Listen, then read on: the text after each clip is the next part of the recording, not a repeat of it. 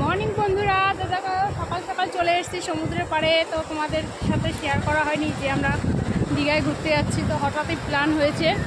তো দেখো খুবই ভালো লাগছে,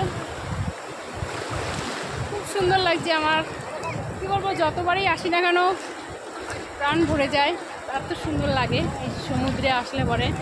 মানে সমুদ্রে স্নান করতে নামলে পরে ইচ্ছা করে না উঠি। তো আমার তো খুব এনজয় হয়। কে কে দীঘা আসতে চাও অবশ্যই চলে আসো।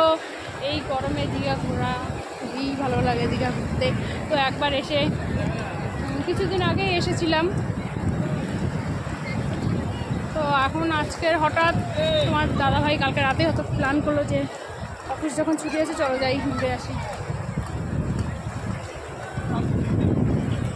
দেখো সমুদ্রের ঢেউ, কত সুন্দর ঢেউ উঠছে।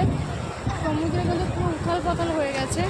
আর দেখতে পাচ্ছ চারিদিকে প্রচুর পরিমাণে লোক আছে, এখানে প্রচুর পরিমাণে লোক আছে, দেখতে পাচ্ছ।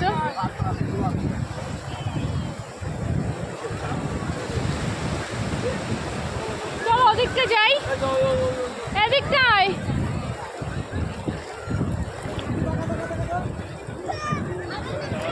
দেখতেই পাচ্ছ জলে জল, পায়ের তলায় জল, কি ভালো লাগছে হাঁটতে এখানে। তো খুব ভালো লাগছে। তো এখনও হোটেলে আমরা এখনও যাইনি, তো সোজা সমুদ্রের মোহনায় চলে এসেছি আগে। তো মোহনা থেকে এদিকে ঘুরে ফিরে তারপরে আমরা হোটেলে যাব।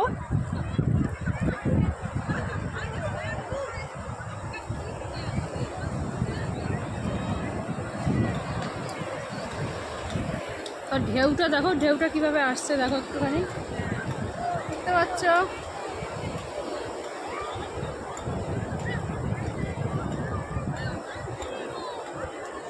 কোনটা ঘুরবা না, ঘুরাবা না, এইভাবেই রাখবো।